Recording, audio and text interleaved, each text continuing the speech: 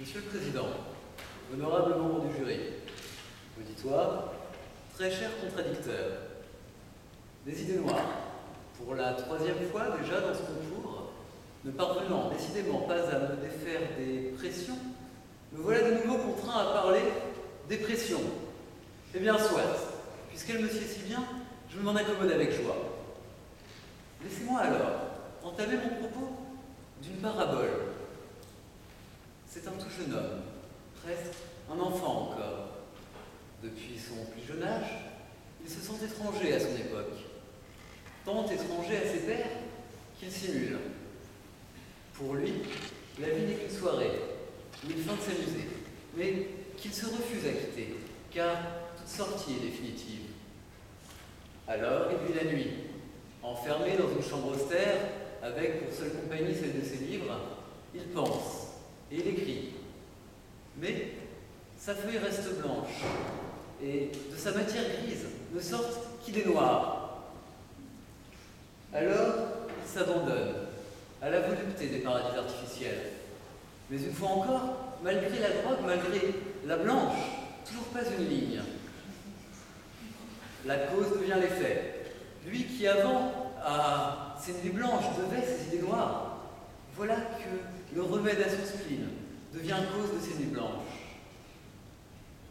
Du noir, partout du noir, le voilà qui se noie, dans une mer de noir. Et voilà que survient le choc. Parmi ses livres, sous une couverture presque jaunie, il découvre l'œuvre d'un grand philosophe contemporain, très grand. Les joyeux guérissent toujours, par Patrick Sébastien. Et là c'est la fête.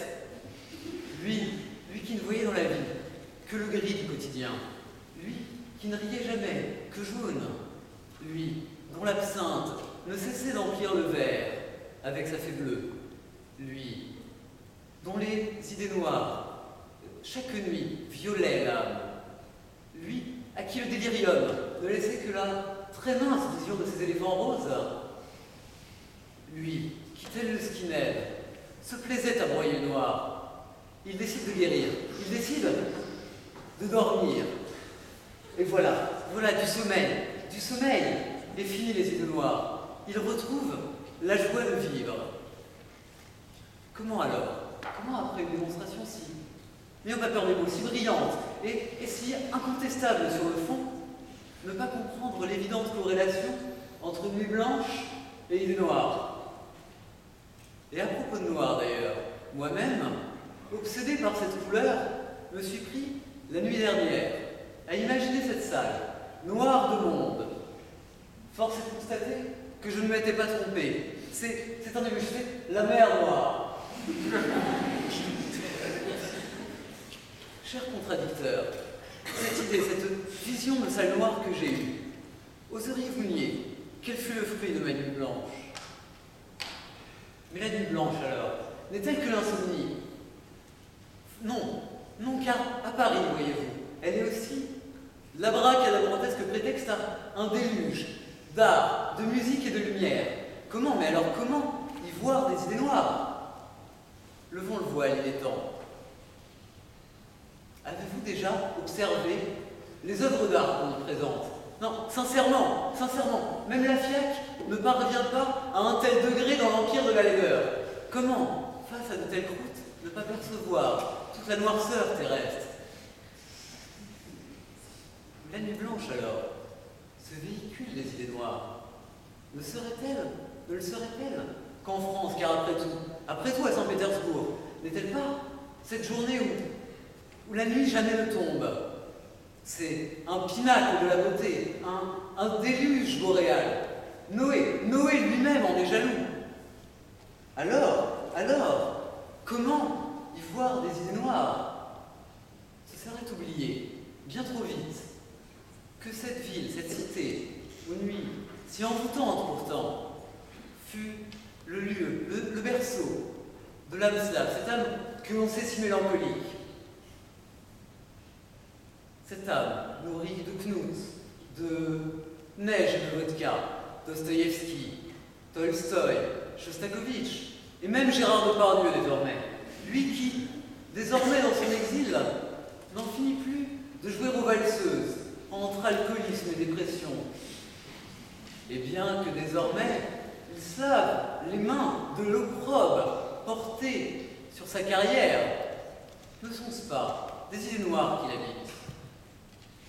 Cet âme slave Rasputin, en fut le parangon. Prophète de l'obscurantisme, augure de la noirceur, chantre du coït. C'est vrai. Son âme était si noire que la mort même n'osait la prendre. Poignardé, assassiné, empoisonné, abattu, rien ne pouvait endiguer cette déferlante des noirs. Oseriez-vous encore prétendre qu'il n'y aurait aucun lien de ces nuits si pâles à ces esprits si sombres? Et puisque nous nous intéressons aux mythes, Prométhée encore, lui qui, apportant aux hommes le feu de la connaissance, éclaira leur nuit de la lumière du savoir. Cette lumière est le point crucial de l'argument suivant. Voyez-vous, nous en avons tous un souvenir douloureux. Ils ont été source de cauchemars pour chacun d'entre nous des nuits durant. Les cours de philosophie. À leur simple évocation, je vois la joie se nouer sur vos visages. Mais que vous avez raison, car ne furent-ils pas l'occasion de découvrir, d'aborder un thème majeur, l'allégorie de la caverne de Platon? Eh oui. Laissez-moi, car vous le dites, je le sens. Alors, quel rapport avec les idées noires? Laissez-moi vous la raconter. Les hommes sont enfermés dans une caverne et nous y sont depuis leur naissance. Esclavagisme tue ou plan sadomaso qui aurait mal tourné, l'histoire ne le dit pas. Sur le mur, une faible lumière. La nuit est noire et, soyons clairs, il s'ennuie. Alors, l'un d'eux se libère. Il se libère et court vers l'extérieur. Un feu éclaire la nuit.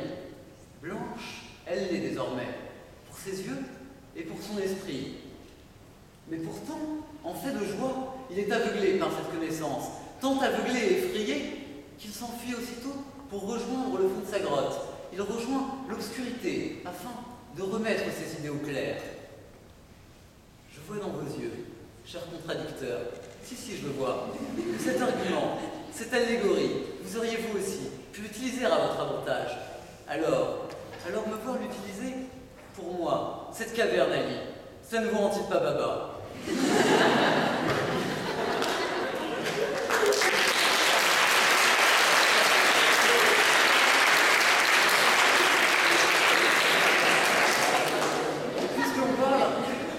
Puisqu'on parle de caverne, et de contes aussi, Blanche-Neige. Mais là encore, comment, dans les féeries de notre enfance, voir poindre quelque idée noire? Fille de l'histoire que nous connaissons tous, elle n'est qu'un mensonge. Voilà la vérité, celle qui dans le conte se grime. Pour notre héroïne, chaque nuit est blanche. Normal, c'est son nom. Mais comment pourrait-elle n'avoir point les idées noires? Elle qui vit dans la crainte permanente d'une belle-mère psychotique qui ne rêve que d'endormir définitivement notre bel insomniaque. Elle qui chaque matin se lève, non pas au chant mélodieux des oiseaux, mais au son d'un tonitruant Aïe Aïko, entonné par cette pervers barbu lubrique. Elle, dont les nains vantent la belle mine, quand cette peau si pâle n'est que l'évident symptôme d'une syphilis naissante. Car oui, la voilà la vérité. Cette jeune femme, contrainte à rester terrée dans une forêt, entourée par ces jeunes gens en rut, eh bien en lieu et place du conte, vous assistez à une tournante. Alors oui, pour Blanche-Neige aussi, la nuit blanche est l'occasion de broyer du noir. Allons, cher auditoire, chers membres du jury, comment, après tous ces arguments mis en lumière, pourriez-vous encore nier l'évidente corrélation entre les nuits blanches et la naissance des idées noires? Mon contradicteur, je le vois, s'apprête d'ores et déjà à vous affirmer le contraire. Mais gardez-vous bien de croire cet auguste orateur qui, de son immense talent, tentera de vous convaincre. Car, retenez cette phrase, lorsque la nuit est claire, les pensées sombres seules peuvent éclore. Merci.